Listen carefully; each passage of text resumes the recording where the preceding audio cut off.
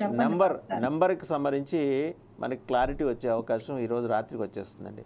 అంటే beauty of BJP politics ఏంటంటే ఇక్కడ మిత్రధర్మం పాటించే క్రమంలో తనతో పాటు జర్నీలో సెయిల్ చేసే వాళ్ళు ఎవరున్నారంటే బీజేపీతో పాటు వచ్చేది టీడీపీ, జనసేన. అంటే in fact the kind of struggle Pawan Kalyan has carried out till today, అది ఈరోజు ఫలిస్తోంది. ఆయన పడ్డ సంఘర్షణకి ఫలితం ఈరోజు లభిస్తోంది. ఆయన చేసిన దానికి బీజేపీ కూడా ఏంటంటే దానికి ఫైన్ ట్యూన్ చేస్తుంది. నామినేటెడ్ పోస్టులు, అలాగే చాలా వరకు ఏంటంటే కేంద్రంతో అనుసంధానమై ఉండే పోస్టులు ఉంటాయి కొన్ని. ఇవి ఆ ఇన్ఫ్లుయెన్స్ చేసే క్రమంలో లోగడ టీడీపీ ప్రభుత్వం ఉన్నప్పుడు వాళ్ళకి వేయించుకునేది, చాలా సటిల్గా వేయించుకునేది పొత్తులో ఉన్నా కూడా.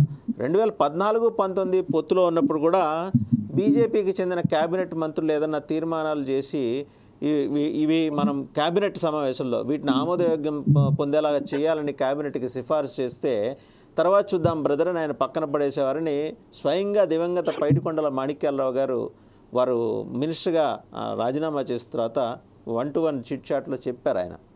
ఆయన నికార్సైన మనిషి పైడికొండల మాణిక్యాలరావు గారు, మీకు తెలుసు, ఆయన ఆర్ఎస్ఎస్ బ్యాక్గ్రౌండ్ నుంచి వచ్చారు. చాలా చాలా వెరీ సింపుల్ మ్యాన్. ఎన్నోసార్లు దేవాదాయ శాఖలో రిఫార్మ్స్ కోసం ఆయన ప్రయత్నాలు చేసినప్పుడు ఏది పండేలా బీజేపీ వాళ్ళు అది గమనించింది. అందుకనే టీటీడీ మీలాంటి గుత్త వ్యాపార సంస్థ టీడీపీ ఆధ్వర్యంలో ఉండకూడదు, టీటీడీ చైర్మన్ కానీ టీటీడీ నిర్వహణ భారం కానీ బీజేపీ సభ్యులే చూస్తారు, మేం ప్రత్యేకించి ఎంపిక చేసిన వారే అక్కడ ఉండాలి.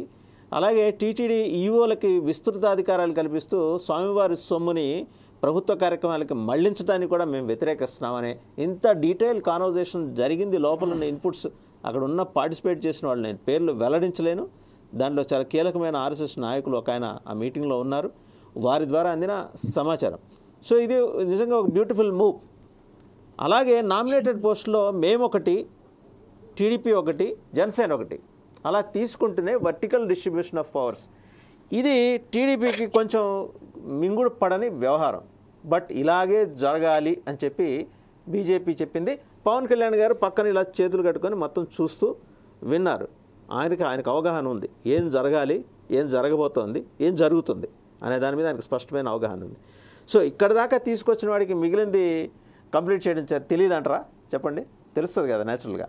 ఖచ్చితంగా తెలుస్తుందండి. ఇక్కడ వరకు వచ్చిన తర్వాత కూడా టీడీపీ వాళ్ళు కూడా దాన్ని యోచన చేసుకుంటారు. ఎందుకంటే వాళ్ళు కూడా 40% ఓట్ బ్యాంక్ ఉంది అనే ఆ ఇదిలో పోతే మళ్ళీ అధికారంలోకి రాలేము అనే విషయం అర్థమైంది. పొత్తుల ద్వారా అయితేనే సాధ్యం అవుతుంది. ఎందుకంటే టీడీపీ పుట్టిన దగ్గర నుంచి ఆల్మోస్ట్ వాళ్ళు ఒక 2019లో తప్పితే మిగతా అన్ని ఎన్నికల్లో పొత్తులతోనే వెళ్ళారు. కాబట్టి వాళ్ళకి పొత్తులతో పార్టీలతో వెళ్ళడం అనేది వాళ్ళకు కూడా అలవాటైన విషయమే. వాళ్ళు పొత్తులో ఉన్న పార్టీలు ఏమి ఎక్స్పెక్ట్ చేస్తాయి, ఏమి ఎక్స్పెక్టేషన్స్ ఉంటాయి, వాళ్ళ ఎక్స్పెక్టేషన్స్ వీళ్ళకి ఇంపాసిబుల్ అయినా కూడా అవసరార్థాన్ని బట్టి ఎలా చేయాలి, ఎలా మోల్డ్ చేసుకోవాలి అనే ఆలోచన వాళ్ళకు కూడా ఉంటుంది. ఇంత మంకుపట్టు పట్టే అవకాశం అయితే ఉండదండి. బీజేపీ ఏదైతే మాట్లాడిందో న్యాయబద్ధంగానే మాట్లాడారు. ఎందుకంటే టీటీడీలో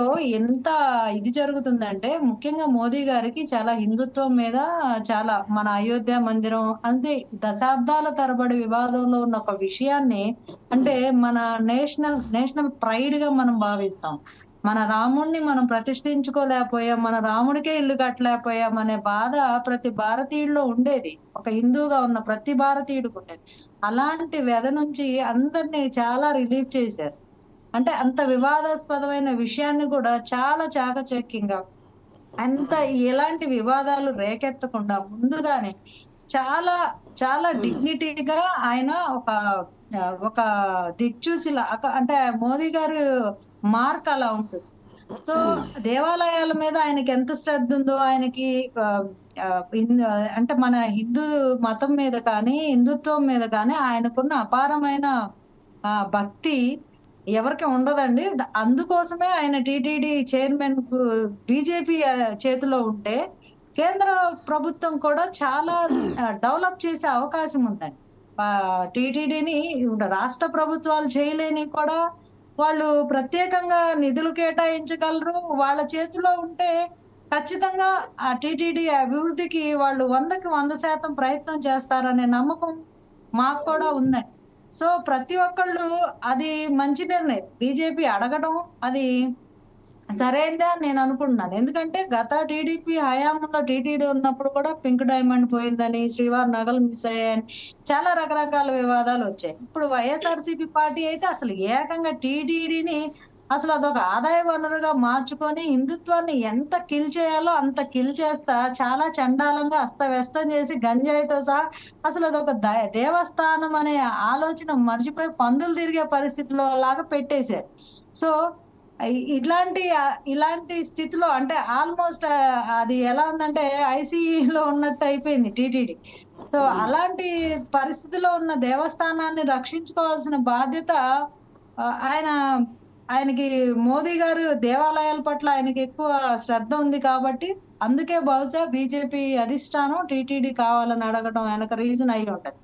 సో వాళ్ళు మన సాంప్రదాయాల్ని హిందుత్వాన్ని వాళ్ళ ఎజెండానే అది కాబట్టి వాళ్ళ పార్టీలో సో దానిలో భాగంగా అంటే ఆ, తిరుపతి అనేది చాలా మన దేశంలో అత్యధిక శక్తివంతమైన దేవాలయంగా మనం అందరం చూస్తాం. వెంకటేశ్వర స్వామి ఎంత మహిమ గల వాళ్ళు. ప్రతి ఒక్కళ్ళు దేశంలో ఉన్న ప్రతి ఒక్కళ్ళు ఒక్కసారైనా వెంకటేశ్వర స్వామి దర్శించుకోవాలి అనే అంత ఉంటుంది. సో అలాంటి దేవస్థానం మన ఆంధ్ర రాష్ట్రంలో ఉండటం మన అదృష్టం. సో దాన్ని డెవలప్ చేయాల్సిన బాధ్యత రాష్ట్ర ప్రభుత్వాలకు ఉంటే దాన్ని నిర్లక్ష్యం చేయడం బాధాకరం. సో ఇలాంటి పరిస్థితిలో ఉన్న దేవస్థానాన్ని వాళ్ళు ఆ చైర్మన్ పదవిని మా పార్టీ ఆధీనంలో ఉండాలి అనడం మంచి విషయమే, అప్రిషియేట్ చేయాల్సిన విషయమే. టీడీపీ వాళ్ళు కూడా ఒక పెద్ద వివాదం మాకు పోయిందిలే, దీనివల్ల అన్ని గత ప్రభుత్వంలో దానివల్ల ఎక్కువ పాపం వాళ్ళు కూడా ఎదుర్కోవాల్సి వచ్చింది. కాబట్టి ఎక్కడైతే అమిత్ షా గారు కూడా రాళ్లతో దాడి చేయడం ఇవన్నీ అక్కడ అవమానాలు జరిగాయి కాబట్టి ఆ ప్రాంతం ఎక్కడైతే అవమానింపబడ్డామో అక్కడే గౌరవింపబడాలనుకోవడంలో కూడా తప్పులేదు. వాళ్ళు ఇవన్నీ చేసిన టీడీపీనే. సరేలేండి, అవకతవకలు ఎయ్యో ఒకటి అనేవి ఎప్పుడు ఎవరు మంచోళ్ళు కాదు, శాశ్వతంగా ఎవరు చెడ్డోళ్ళు కాదు. కొన్ని విషయాలు కోపోద్వేగంలో జరుగుతూ ఉంటాయి. అవన్నీ మళ్ళీ చక్కదిద్దుకోవడం అవన్నీ ఉంటాయి కదా. అదే పంతాలో వెళ్తే మనం తప్పు పట్టాలి కానీ వాళ్ళ రియలైజ్ అయ్యే విషయాలు కూడా ఉంటాయి కదా. రియలైజ్ అవ్వకపోతే